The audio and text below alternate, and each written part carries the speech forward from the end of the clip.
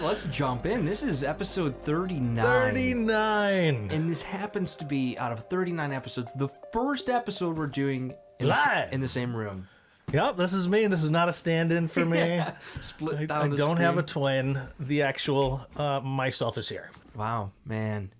39 episodes. What we thought we would do is hit a movie that's actually, I think, surprised a lot of people. Definitely. It's surprised a lot of people how well it's doing, because not only is it a studio film, it's also not elevated horror. Right. No, this is like old school, just slice and dice. And this is Smile. Smile, which put a smile on my face and fear in my heart.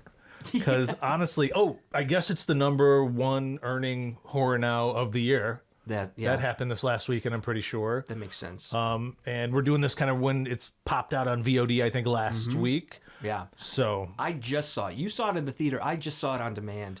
And I would have loved to have seen it in the theater. Yeah.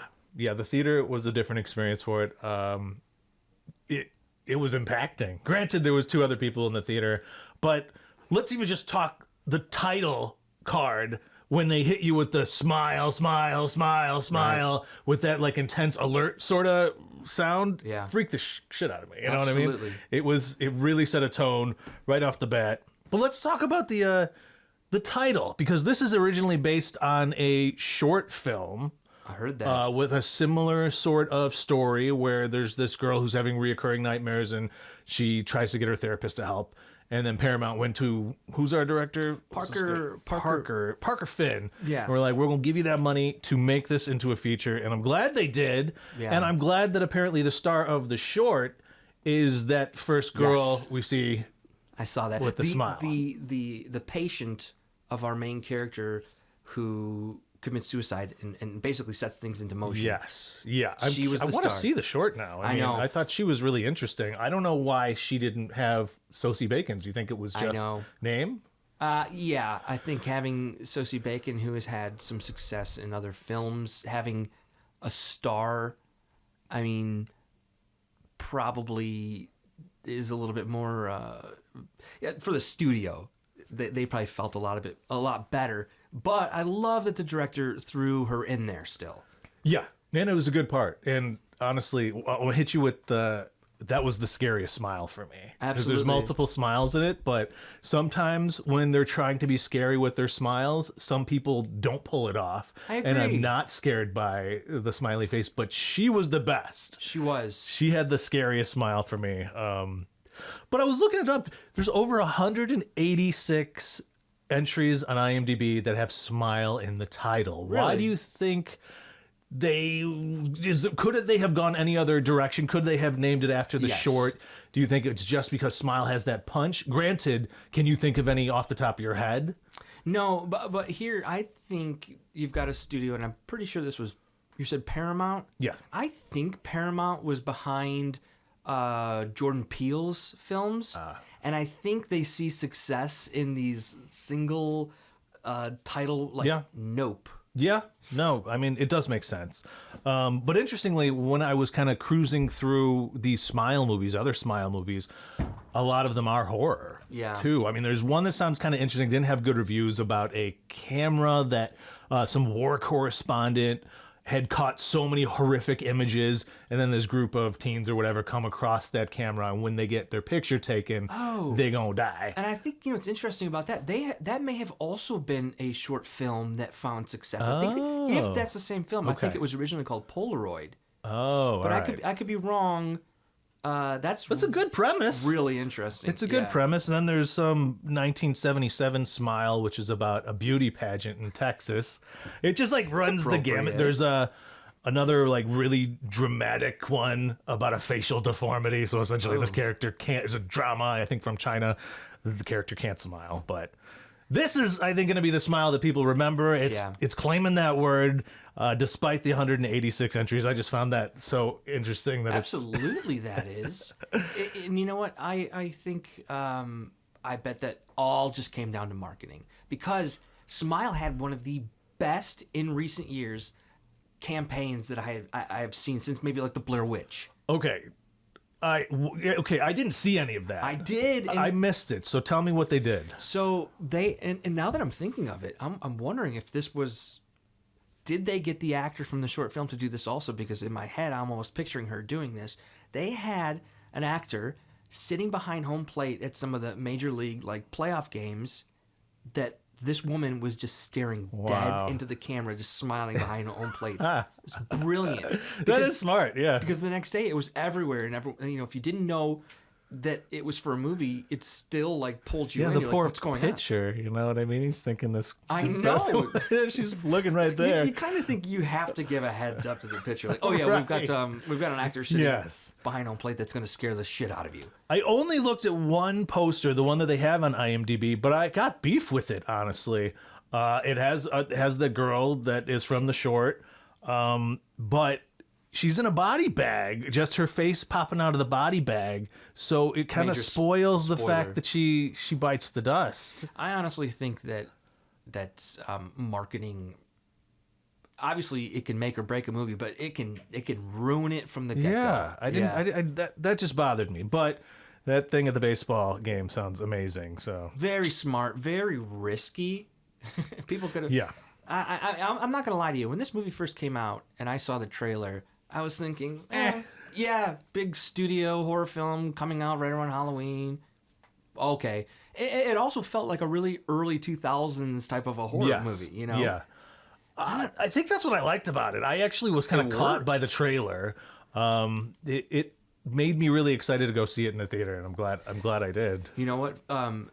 Obviously, I heard you talking really positively about it, but I heard Jason Blum on Twitter come out, and he was super just jealous, like of the success. He's like, because I think that they made a movie similar to that a few years back. The thing that really got me though was that Jason Blum said Smile has one of the best jump scares I've seen in a long time. Now, so when I went in watching this movie, two really stand out to me, and now I want to wonder, like, wait, which one was he talking about? Because I thought two were very successful. Assuming it's the one where she's listening to the audio playback, and she listens like 4 or 5 times, and it's that 5th one where you're finally making out what is said. You are being pulled in, and you're you're just very keeps vulnerable. Playing it over and over again. You're like, what is that? And that gets you. What is the one that you said contends with that? Because that's really in my the one. opinion, I thought what a great moment was, and it was in the daytime as well, was when she leaves her sister's house. Oh, and the sister walks up to the car. Stretch sister. Stretch Armstrong moment. That in the theater was the one that got me the most. Yeah. And it honestly was like the scariest thing because I'd never seen anything like that before. Yeah. And even though like when you explain that it's the woman's head just like crooks and looks like a Stretch Armstrong sort of thing, it doesn't explain well. But if you're sucked in that moment after she's just been kind of dejected by her sister, it really got me. Yeah. And especially when it's established at that point that sometimes what she's experiencing is a hallucination. Yes. Which is what I think is like one of the more interesting aspects of this movie is that you don't know what's real and what's not real at times during it. And whereas I think like dream stuff is annoying in horror, this kind of hit me better. That being said... go ahead. I was going to say, well, let's talk about that because I think the reason it was so effective is because this movie's really about mental health. Yes. So when you're talking about hallucinations for her character, you're also sort of just describing what maybe a lot of people on an everyday basis who aren't treated are experiencing. Right. Which is also just horrifying. Yes. Yeah. That makes completely sense. Like schizophrenics, I do see stuff that's not there. Yeah. So it does make sense. And then, of course, then her mother had issues as well. Which, I mean, it's talking about how mental health issues genetic, but they also, can just environmentally occur as well. Mm-hmm. It actually was pretty deep. When I was thinking about the themes, I beyond just the mental health stuff. I thought about like her being a workaholic too. Yeah. And granted, I think she was a workaholic because she was trying to bury the guilt from having something to do with her mother's death, or just like not calling the cops or not calling getting the ambulance. Yeah. I would say on top of that, because I think you're right, that there's also maybe a sense of responsibility to try to help as many people as possible now. Yeah. You know, but you know, you're right. They do set that up as a workaholic, because even her boss, I think a couple people, he was like, "How long have you been on your shift?"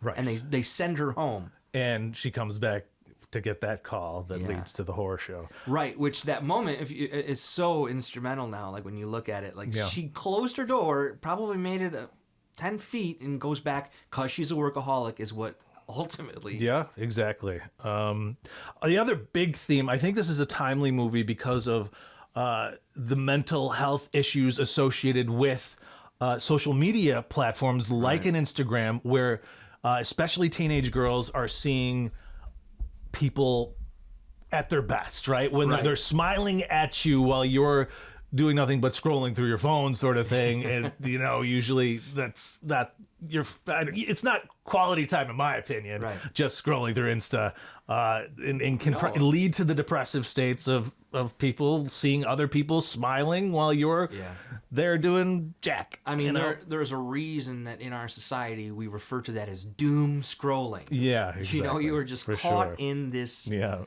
scroll, this infinite scroll, which I think they need to be better about that, and like set time limits on it. The app itself should be like, you've been doing this for 5 minutes straight. Right. Get a hobby. Do something productive as a human being to our society. Help others. I mean, I think we're probably in the minority saying stuff like that because people are obsessed. But I think it was timely because of that. And just like, you know, a smile itself is often a facade for, and then, you know, what's going on under there is not so smiley. Yeah. It's certainly like a mask. Yeah. Right. Yeah, exactly. That's what's so beautiful about it, because all horrors rely on a mask. But I love the way that our first character that dies, I think it's Laura, is her name? Laura. She says that directly. This entity wears people like masks, which I thought was great. It is great. If you had to compare this movie to something you've seen before, what would you compare it to? The Ring. Yes. It Follows. Sinister, even. Yeah. I think there's a lot of Sinister business in there, because that is also a chain link horror. I think it's easily forgotten that does have a pattern. And I saw a lot of Sinister in it. And Sinister really scared me, too. Babadook in the grief sense. That's great, yes. And then also just like the one of us mentality. Have you seen that French film Raw, about the girl who's a vegan then becomes a carnivore or what do you call the cannibal? Thank you. Yes. Yeah, those are the ones that I affiliated with, and that's good company. You know what I mean? Absolutely. And that's the interesting thing about this, is that, you know, a studio was behind this, and a lot of those movies you just described weren't really big blockbuster films. Yeah. So you could say its maybe biggest flaw is that it was predictable, because I guess we've seen things like it. So because I mean, this is obviously spoiler, you knew she was doomed. I think so, yeah, because of movies like The Ring, or Final Destination. Even I was going to say, is like you can't escape. Naomi death. does get out of it though, right? Naomi Watts in The Ring is able to escape. Yeah, I don't remember what happens during Ring 2. Did she escape that one as well? I honestly don't remember. It's been so long since I've seen it. I think a big thing about those other films, and it's sort of like a plot point in this movie, is oh my God, the actor's so great. I think his name might be Rob Morgan. It's the guy she visits in the prison, who is the only person. Yes, fantastic actor. The loophole guy. Yes, he basically says, you know, you have to kill someone else like brutally, and that's kind of that idea of a lot of these other films, I think, also dealt with something similar to that. You know, like the only way to really cheat death is to, you know, pass it on. Right. And, you know, it kind of reminds me of what we were talking about last week in the Cabinet of Curiosities. Like, visions will corrupt you. You know what I mean? Yes. How some of that, the one specifically, Pittman's model. You look at something and then you're doomed, sort of thing. It's a good theme, especially for horror. I think it worked. You want to start from the top and talk about how that opener. Did you like how it started? We have her mother on the bed, right?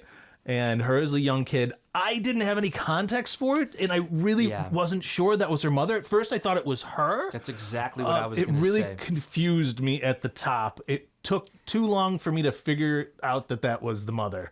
Yeah, it's not until we meet her therapist that we start to even or have the information or tools to try to put that together. It does.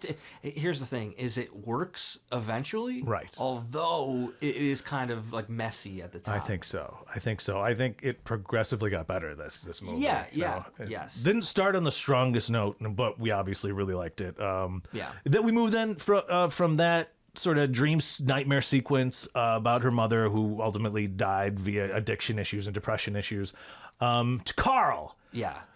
Great side character.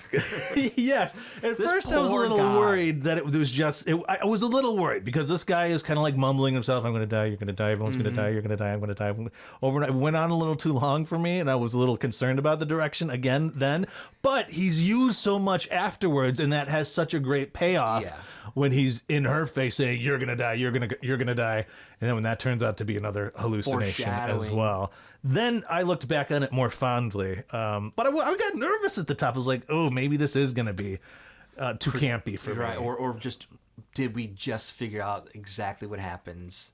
Yeah. Did they spoil it? But I thought that character was really used well throughout the film. Like you mentioned, he does keep coming back. Yeah. There are. You just feel bad for him, like with that moment. It's like it's a hallucination over here. Yeah, but it's also like a dream sequence where she's actually stabbing him. Oh, that one too. Because there's the two sequences that are hallucinatory with this character. Mm-hmm. The first one where she's first starting to see people smiling at her. Yes. And right before that is, to me, one of the most effective smiles in the whole movie is this girl that's like, her office is pretty high up. I'd say like 7th or 8th floor. Right. And there's this stranger down in the pavilion just standing there alone, staring up at her window, smiling. And she kind of like sees it, but then she moves in and deals with the Carl situation where it seems like he's attacking her, but he's not. And then she has all the orderlies like, you kind of strap him down when he hasn't done anything. I felt bad for him in that moment. Like, you just leave Carl alone. Yeah, poor Carl. I completely agree with you there. But then we move on to one of the best scenes, obviously, is with Laura. Laura's in there. She's in the psychiatric ward, and she has just witnessed her art professor, Professor Munoz, I think. Yes, you're right. With a hammer or a claw hammer? A hammer to the face. We do get to see a glimpse of that later when we meet his wife. Right. And they did the tongue business so much better than the tongue in Halloween Ends. Yes, you're right. It looked legit comparatively, you know? It did. But what I loved about this scene is how it was shot, too. How it was just so close up. It really felt like you were in this session with them. Agreed. They use close-ups very effectively. And I was going to say, not to jump ahead, but this first half of this movie technically is a lot better than the second half as far as like camera movements. Yeah, I think he got lazy toward the latter half or something. Yeah, there were some really interesting ways that he was shooting. Yes. There was a lot of upside down of I was just going to say cities. He flips the to give us the idea that things are no longer normal. He flips the whole horizon on you. There's some really effective drone shots that I thought were great. Absolutely, kind of reminds you of like The Shining at the beginning of The Shining. But yeah, I agree that this scene is one of the better scenes, and not just because of how it's shot, but it really might be one of the best kills too, because it's sort of establishing. Yeah, will she break like a pot or something? Yeah, a piece of glass. Is it a vase? Something broke when. Okay, this is what I want to talk about, because she then sees the monster while she's talking to Rose. Yes. Rose doesn't see anything, and this is after she had mentioned this thing wears people as masks. What do you think she saw? Did she see Rose then? I mean, this is all hypothetical, but knowing what we know about what happens to Rose at the end, do you think it was Rose with the smile coming at her, or do you think that creature was there like we saw with Rose at the end? Well, or was it more of a individual sort of experience that we could never really know about? No, I would say it is because this character has been experiencing this for like almost a week now, that it's at its heightened point where the creature has almost shown itself entirely.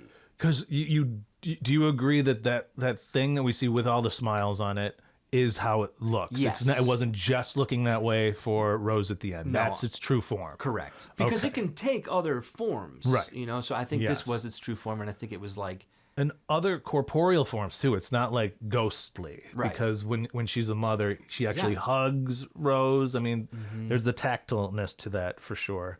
But getting back to how awesome the camera work was... and how it actually plays a role in how things were shot in the future. When she grabs that emergency phone, when Laura's going crazy, and then we get the silence, and we have the back of her head. We see there's a lot of shots with just the back of her head, which is interesting. Yeah. You'd think it'd be boring, but it gives you that sense that someone's right behind her looking at her. So then when she does turn around ever so slowly to see that was a great Laura shot. Smiling at her, amazing. Yeah. I really, really thought that was effective. Yeah, and I think the idea of showing the back of the head is like building up the tension towards a smile too for like the later in the movie, you know, as a device for just revealing. Yes. Well, what did you think? Because now we go home to her. Oh no! Do we meet the cops first? So we see Kyle Gallner. Yes, yeah. So we got our guy from Scream. Man, he is becoming like a horror legend now. He's in everything. He's pretty teeny. Did you notice that? Yes. He's a little teeny guy. Yes. But I like him. I think he's decent. You know what I mean? So I don't got any beef with him. I thought it was an appropriate role for him, and I certainly believed their chemistry 1,000 times more than the chemistry she has with A-Train. I was just gonna say, what did you think about A-Train? Because I was so excited to see him in something else. His character is such a jerk in it, though, that it's... I mean, he's a jerk as A-Train as well. I was kind of hoping to see something different from him, but there wasn't enough scenes, I feel like, that it was possible, you know? I agree, and it's interesting that there wasn't much of a conclusion with his character, you know? No. Yeah. But, yeah, I also was excited to see him. It was one of those moments where I'm like, wait a minute, I know him. And then you're like, oh, I know why I know him. He's from The Boys. Right. Yeah. It just seemed like they were passing ships in the night sort of thing. Like they weren't. Yes. I don't know how they were engaged because I didn't get. The only time that he like stood up for her, it seemed like, and protected her, was the dinner with the sister, and it seemed that was the one moment where I was like, okay, maybe they work. Yeah, but the dinner. How many times does she break a wine glass in the kitchen too? That's one of the motifs, right? It's broken glass, the fragility of her mind. Yeah. Especially after we see the first suicide killed with glass too. Oh yeah, you know, I thought they were trying to set up even more with it, but so do we want to jump to the sister and brother-in-law then? Because we've just yes. In a way, the brother-in-laws are comedic relief. Yes, more than anything else. And I had a tough time liking him because he was a jerk. He was a jerk too, and I want usually my comedic relief to be likable. But it was such an interesting dynamic between him and his wife, the sister. Yes, she clearly wears the pants in the family. And I really did. I thought the sister was miscast. Not that she did bad acting at all. It's just they didn't look anything like her. If you're running with Sosie Bacon, give us someone that looks vaguely like her. This girl had the complete different sort of archetypal demo, you know? It was just... The actor from the short film could have played her sister, you know? And I thought the casting for the young Rose was awesome. Yes. I thought that was perfect, too. And even the mother, I thought, was well cast based on Sosie. It was just the sister. It seemed like somebody was doing her a favor casting. It didn't make sense to me. No. Yeah, the mother and our main character have dark hair. She's blonde. Yeah. That threw me off a little bit. Also, I thought she was really just, you know, we learn later in the movie that she knew about the mother and left her sister there. You would think, having done that, she would have gone a little bit easier on her earlier in the film. So when she's inviting her to the birthday party and she's like, I have to work. Yeah. And she doesn't even like understand. And it's like, what? Yeah. You need to be a little bit easier on your sister here. So there was that too. That and I think we were supposed to dislike her or, you know, Well, it was clear that they couldn't relate with one another, and that's the most evident when she comes over there like, you're just like Mom, because she was cracking up, rightfully so at this point. And then she hit her back with, well, you're just a PTA stay-at-home mom. And you could tell that cut deep. But then, because even she's like, I'm sorry, I don't know why I said that. Like, she apologizes immediately. That's worse than her calling her, like, crazy, cracking up, that was a deep cut. That was their best moment. But the best moment at their house, if you want to talk about that, was the birthday party. Oh my God. Her nephew's birthday party. It's like, this moment, this entire scene really disturbed me because it was one of those, like, you're watching a train wreck and you cannot do anything. Yeah. You know? And the sound design in this scene was really cool, too. Really well done. When they're singing Happy Birthday and then it kind of like, just drawn out, and it just feels like something is now manipulating the moment.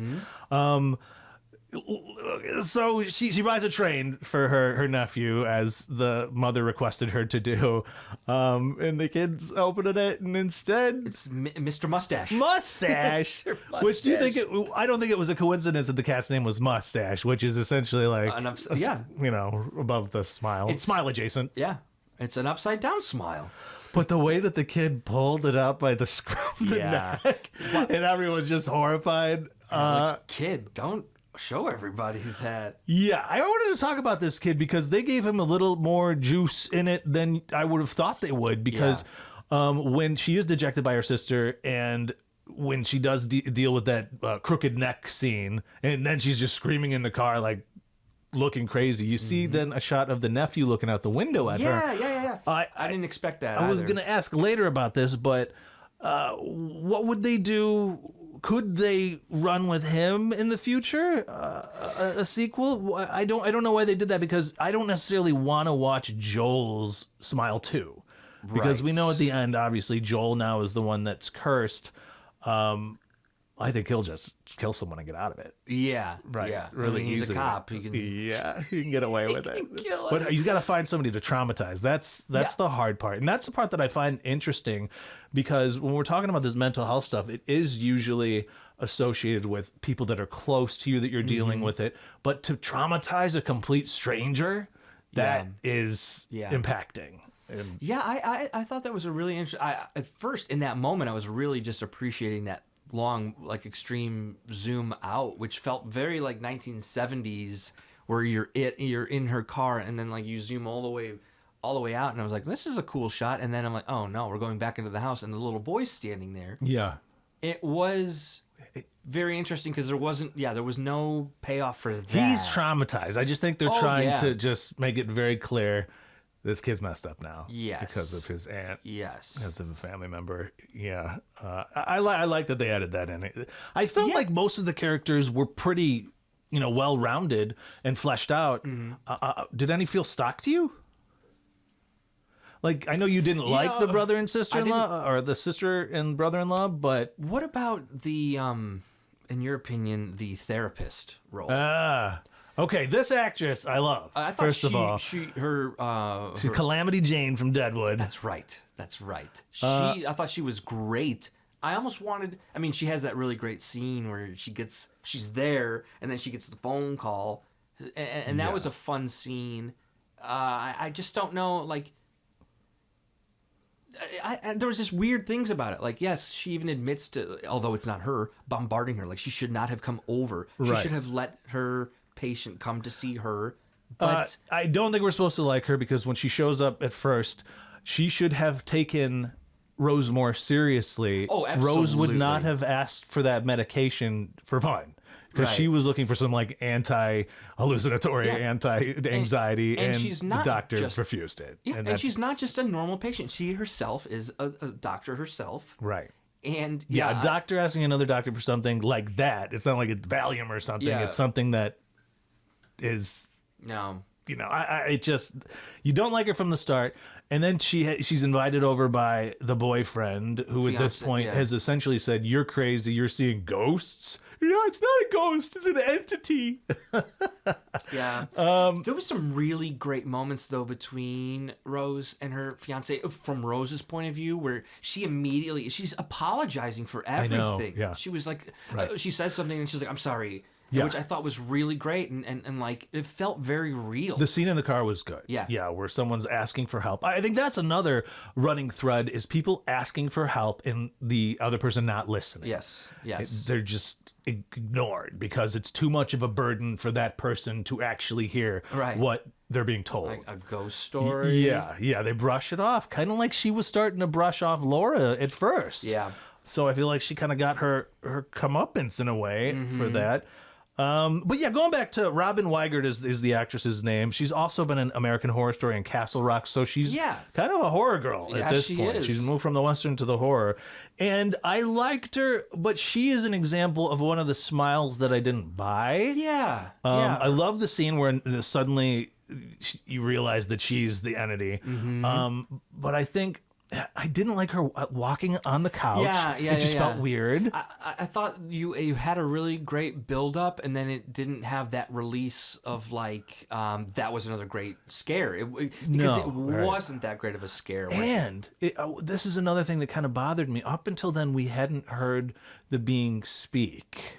Right. And it spoke through her, and I think it would have been more effective if it was in her voice. Yes. It lost a little of the scare factor because... This may have been the moment in the movie where it sort of kind of becomes unhinged. Where like technically it was doing a really great job, and then from here... And you know what? Sometimes it's the equivalent of just like seeing the entity. It's like seeing the monster too soon. Hearing the voice, I think it just wasn't necessary. It would have been scarier coming from the voice of the therapist. Yes. So that was a mess, because then it like growls. Yeah. And then there's these really crazy quick cuts where then she's somewhere else. That happens like too often for me. I remember there's a scene where she's trying to fall asleep. Yeah. And then the next thing you know, she's outside about to get hit by a car. It just... Yeah. I mean, I guess it worked in terms of the jump scare, or the... Yeah. Because you're expecting something to hit her in bed, and then... Absolutely. But... I'm almost wondering... like what they could have done differently in this moment, or what he could have done differently in this moment. Like, so when you established that it can speak, we're missing information here. Now we need more world building. We need to know more cases of this, and they kind of include that. But I'm thinking if they would have taken a page I got of James Wan's like Conjuring, now you have an actual demon. Maybe give it a name. Maybe give it a history. Yeah. Yes. Backstory. That's why I compared it to Sinister, because Sinister does so well with that Ragul or whatever the heck it's called. But it worked at the time. Can't quite remember it. Like, but you're right. I think hopefully that's what they do with the sequels. We get more of a lore. Hopefully somebody who has the capacity to research in a different way. And a really well done sequel, and hopefully not a prequel, but a really well done sequel can fix some of those things and actually make like the fact that she speaks through the therapist later on, you know? Yeah. And there's a lot of questions in terms of how people are haunted by this thing, as well as like the timing of things as well, because it's made clear that it's not like a week. It's not like The Ring where you 7 days. 7 days. It's individual times. Although I think you do learn a little bit about a timeline when the Kyle Gallner's character, when they start going into the cases. I think he does provide. I think she asks him, how long ago did that happen? Yeah. And I think it is like a week, though. Right, yeah. It's within a certain time frame. I remember some people died like 3 days later, though. That's what just confuses me, was especially with Professor Munoz, when she goes to visit the wife, the amount of art that he's created that is the haunted? Smile Demon was obscene. Like, it didn't make sense that would have even happened even if he had the longest 10 days, you know? That bothered me, because... Also, was he an art professor, or what kind of professor was he? He was an art professor. Okay, he was. Yeah. Art history. Art history. There it is. Art history. So those are the types of things, though, where you kind of wonder, like, was this an opportunity to give more grounded backstory? Like, he did the research, and it's just exposition, really. but could they have provided a little bit better exposition with those paint or drawings? And another interesting thing about the demon's powers is it can distort time. You know, so we don't know if that person who died within 3 days had a similar experience to what Rose does at the end of this film, where she thinks she's killed the demon. She drives all the way to Joel's house, only to realize, oh crap, I didn't actually just drive an hour to his house or whatever. Right. You don't know how long he can stretch time in someone's mind, which I find really interesting. And I think that might be a little bit of a Band-Aid for why some people die quicker than other people. Yeah, yeah. But with an art history professor, you could have really said, like, oh, you know what? He has seen something similar drawn from another time. Yeah. Like, you're right. It was so weird how much work this guy has put in. And he didn't, well, maybe he didn't see what it actually looked like until he got snarfed. Yeah, hammered. Because you don't see any action. None of the images, I looked again, were anywhere kind of close to what this thing looks like at the end. Which, okay, let's talk about the creature design. But the last sequence is fun. I liked it because you have that personal trauma of her mother, who then it just like gets so weirdly huge and gangly, and I thought it was effective in that the mother's always like, it's a cloud above her, you know, sort of thing. She's been haunted by her own demons. I did like that. So what was the point of then showing how Rose could break the arm of the creature, and then she set it on? He just likes to punk people, or I guess, yeah, like it was almost like a Freddy Krueger thing, where like just messing with you. Yeah, it was. Another great point. I don't know. I think it was just to trick the audience into thinking that you may have been some success there, and then you find out nothing really worked. Okay, let's talk about what wasn't so effective, because unless you want to speak to the creature design more, because I mean, I don't want to give it away too much if you haven't seen it, because it's very unique. I hadn't seen anything like it before, which I think is why I like it so much. It felt really original and still dealt with that smile theme. What did you think? I'm getting the sense that you didn't love it. Well, no, it kind of did remind me of something I've seen maybe on Reddit, like in a creepypasta. Do you remember, was it MoMA? Or that drawing of everyone started building upon on Reddit, and is like kind of almost like Slender Man, but it had like a face and a smile to it. I don't know. I think to me it felt like it was pulled from the internet. Okay. Like I had seen something before. That's fair. It took me... you think the smiles that were within it, because there's multiple smiles in this thing, were the smiles of those that he has accumulated? That would make a lot of sense, and I like that if that is real, then okay, maybe there was a little bit more world building or character. And maybe he gets bigger the more he consumes. Did you like the way he went into her mouth? That was a bit interesting. I mean, I think it was just like an interesting visual. I think we have a case here of the theater versus on your TV screen. Personally, because it felt really effective to me when I was in the theater. Yeah. But when I watched it with Mara, she was not. She kind of thought this was a silly movie. Yeah. So I think the theater might have influenced me in a good way, personally, because I'm going to remember it for a while. That's great. But yeah, I dug the end. But what do we care about Joel? What's no, right? No, we don't. I didn't. I mean, he seemed like a nice guy, but enough to care. I mean, the thing that I liked about him, and you picked this up, is that she has a better relationship with him than her own fiance. Right. That he actually believes her, or he's willing to try to believe her. Yeah. Which is what she deserves. And I guess those moments make you want to care about him a bit more. However, this movie has a longer runtime than a lot of horror movies, you know?